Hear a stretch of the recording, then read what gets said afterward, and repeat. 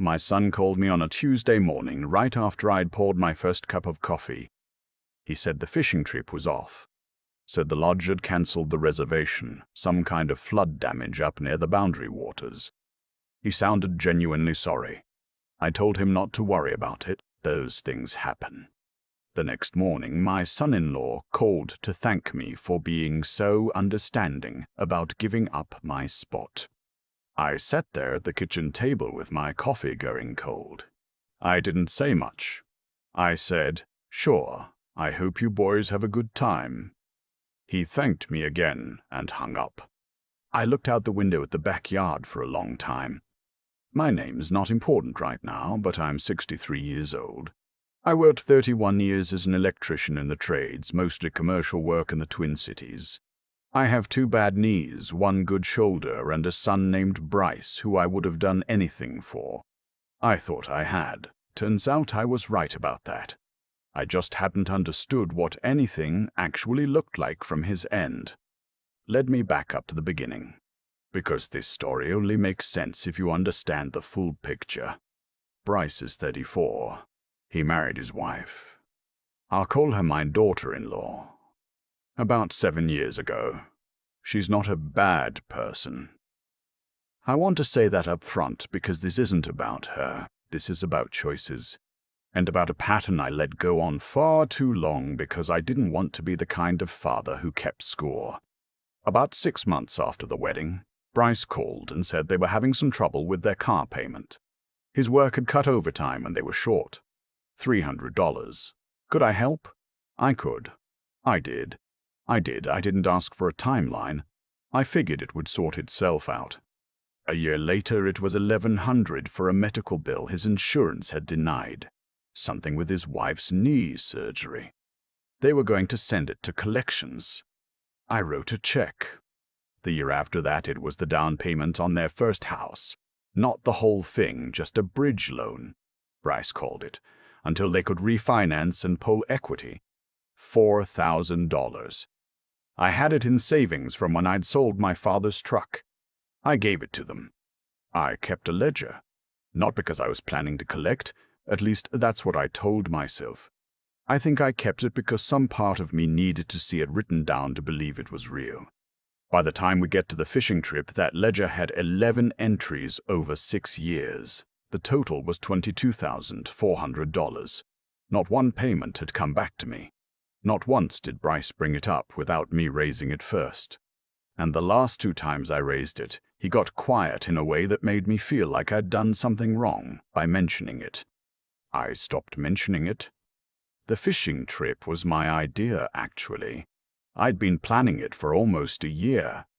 Every year growing up, my father and I had gone up to Minnesota in late September. Wally season. Cool mornings, no cell service, just the 2 of us in a boat talking about nothing important. My father passed 8 years ago. I'd wanted to do something like that with Bryce ever since. But there was always a reason it didn't work out. Finally, last spring, I just went ahead and booked it. A 4-day lodge package up near Ailey, 2 guys, private cabin, guided fishing on the 2nd day if we wanted it. I paid for both spots up front, $1,200 total. I told Bryce about it in June. He seemed genuinely excited. He asked good questions about the lodge, about the drive, about whether we'd have to buy a license. We texted about it a few times over the summer. I had it marked on my calendar with a little fish drawn next to the date. My wife thought that was funny. I should mention my wife here. We've been together for 38 years. She's the patient one. She'd been telling me for a while that something felt off with Bryce. Not anything she could point to exactly. Just a quietness in him when we were around. A way he'd look at his phone when I was talking. I told her she was reading too much into it. I told her he was just tired. Young couples are tired. That's normal. She was right. She is almost always right. I've learned to just accept that about her. So when Bryce called that Tuesday morning with the cancellation story, I believed him. Why wouldn't I? It was detailed. Flood damage, insurance issue with the lodge. They'd lost the deposit. He said he'd tried to find a comparable place, but everything was booked. He apologized twice. It sounded real because he made it sound real. And then his father-in-law called me the next day. The man isn't someone I know well. We've been in the same room maybe 15 times in 7 years. He's pleasant enough, retired, lives about 2 hours south of us, spends a lot of time on the water. He called me and said he was really looking forward to the trip and that he appreciated how gracious I'd been about the whole thing. He said Bryce had told him it was a hard call for me to make, but that I'd been great about it. I said, I appreciate you saying that. He said, well, when Bryce explained the situation, I figured you'd understand. You seem like that kind of man. I said, what kind is that? He laughed a little and said, the kind who puts family first. I said, We talked for maybe 2 more minutes. He mentioned the lodge by name. The same lodge. He talked about the Worley like he already knew the lake. When I hung up, I sat there for a while and I thought about the word cancelled. I went back through my texts with Bryce. I scrolled up to June, then July, then August. I read everything again slowly. Then I went to my browser and I looked up the lodge. The website was fully operational. I found their Facebook page. There were photos from that same weekend, guests on the dock, fish being held up, fires in the fire pit at dusk. No mention of flooding, no mention of any closure. I put my phone down on the table face up. I looked at the ceiling. My wife came in from the living room and looked at me and said, "What happened?" I said, "Nothing yet." I did not call Bryce. Not that day, and not the next. I needed to think clearly, and I knew that if I called him when I was feeling what I was feeling, I would say something I couldn't take back. I went for a long walk, then I came home and I opened a new document on my computer, and I typed out everything I remembered from every loan, every ask, every conversation. Then I opened my ledger and compared the two. They matched. $22,400. I called my wife in and showed her the scream. She read it quietly. She didn't say "I told you so," which is one of the 1,000 reasons I married her. She just said, "What do you want to do?" I said, "I want to do this right." We talked for a long time that night. I'm not going to pretend I wasn't hurt. I was, not just about the trip. The trip was 4 days and $1,200, and honestly, compared to the rest of it, that was almost the least of it. What hurt was the specific way he'd done it. He'd looked me in the eye, or close enough to it over the phone, and told me a story with real details, real emotion, real apologies. He had practiced it, or something close to practicing. And then his father-in-law had called me up the very next morning and accidentally confirmed the whole thing without knowing it.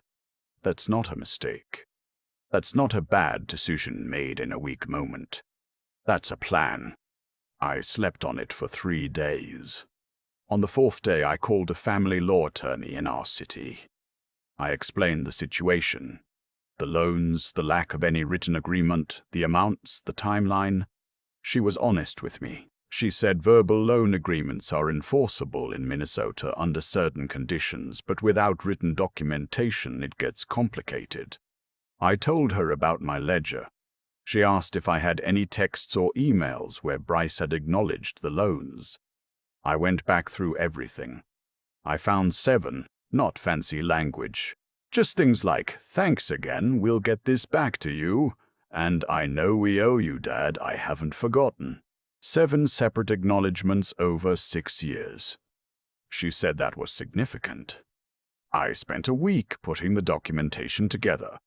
Every entry from the ledger with the date, the amount, the method of payment, and the texts that corresponded to it. I had it organized in a folder. The attorney helped me draft a formal loan repayment request.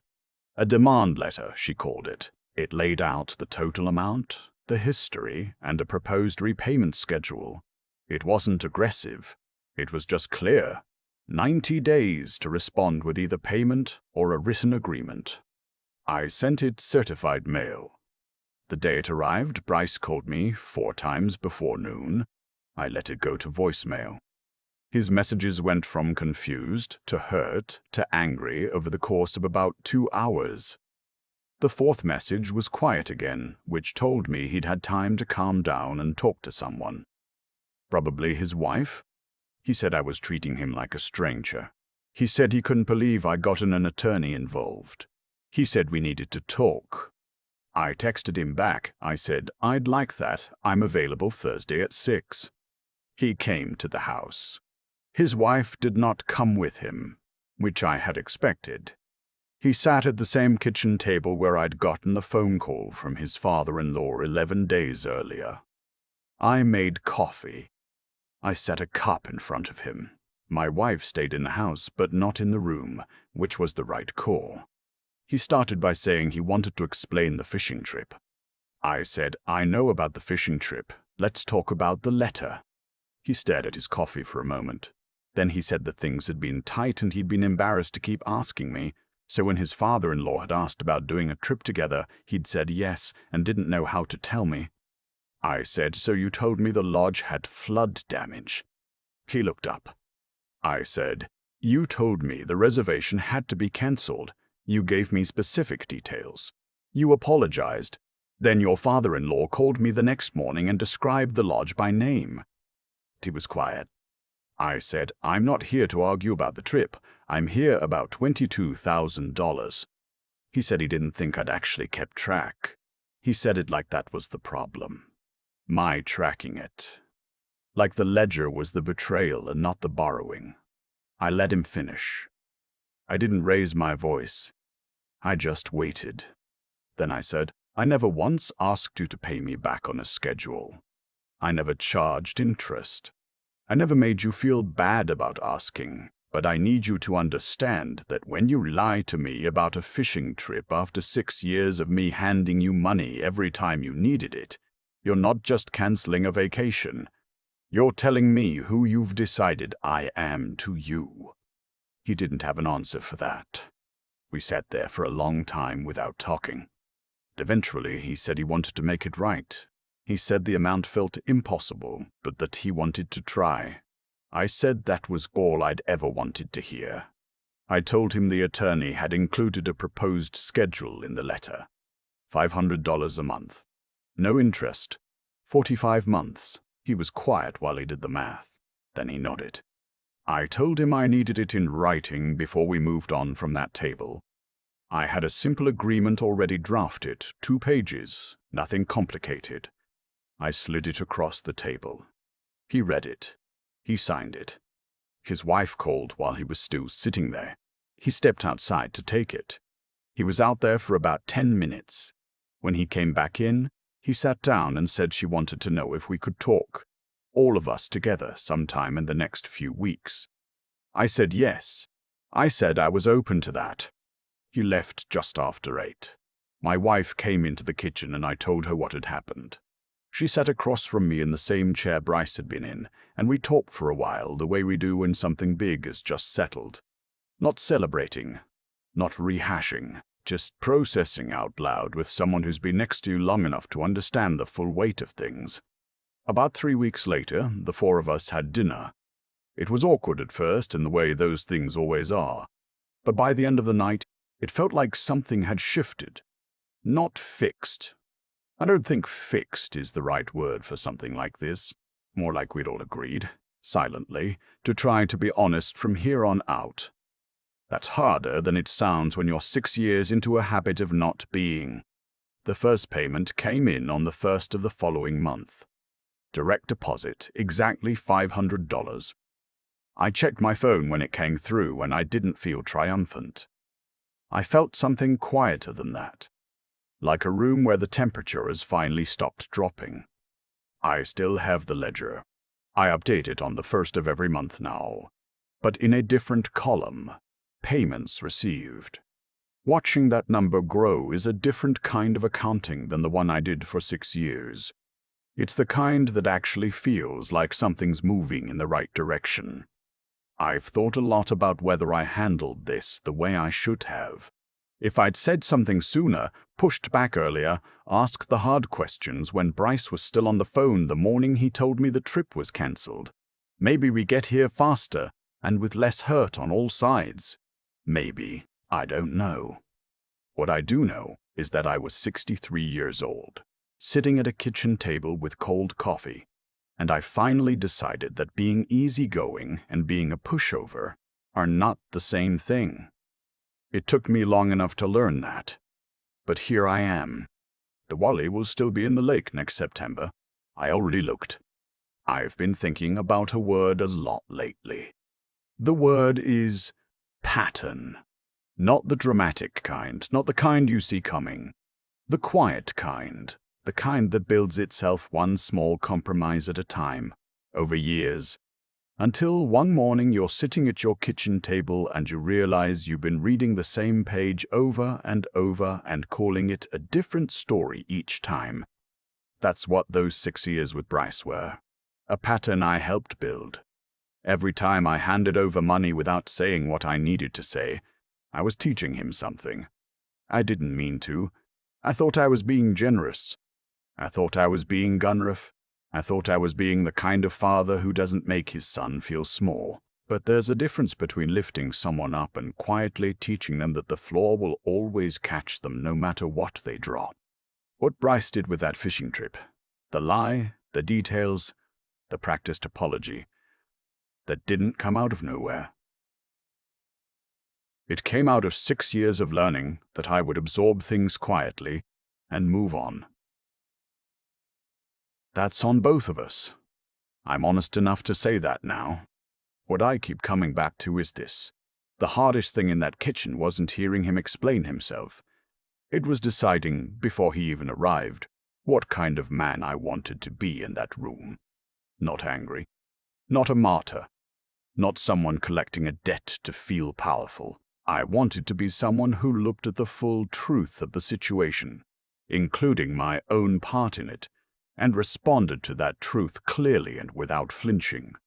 That takes something. I don't have a fancy word for it. It's just the willingness to see things as they are and act accordingly, even when it's uncomfortable. I think about what it cost Bryce to sign that piece of paper. Not financially, 45 months of payments is manageable if you're serious about it. What it cost him was the story he'd been telling himself, the one where Dad doesn't really notice or doesn't really mind or loves me enough to let it go. Signing that paper meant admitting the story was false. That's its own kind of reckoning, and I don't take any pleasure in it. I just think it was necessary. For both of us. The thing about behaving with integrity over a long stretch of time is that it doesn't feel heroic. It feels like keeping a ledger. It feels like sending a certified letter when everything in you wants to just pick up the phone and yell. It feels like making coffee for the person who hurt you and sitting across the table from them and staying in the conversation instead of walking away from it. None of that is dramatic. It's just steady. And steady, I've found, is what actually changes things. Bryce is trying. The payments come in. We talk more carefully now than we used to, which is maybe not how I imagined things going, but it's real. His wife came to dinner and we ate, and we talked, and nobody pretended the last 6 years hadn't happened. That matters more to me than any dollar amount. I still have the fish drawn on my calendar from last year. I haven't erased it. I'm not sure why. Maybe it's just a reminder that some things take longer than you planned, and that's not the same as them being gone.